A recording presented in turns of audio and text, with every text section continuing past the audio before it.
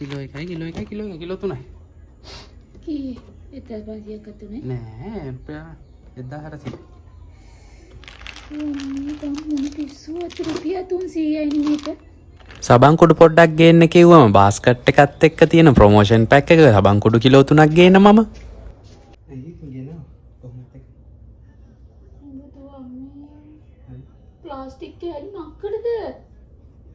ඉතින් මට හොඳට රෙදි හොදා.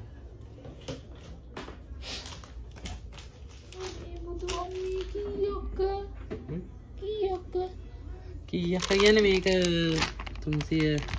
හැබැයි මම ගත්තට පස්සේ තීරණේ මට මේ කිලෝ එකමාරක් හරි දෙකක් හරි කිලෝ මෙතන කිලෝ 1 වෙන තියෙන්නේ.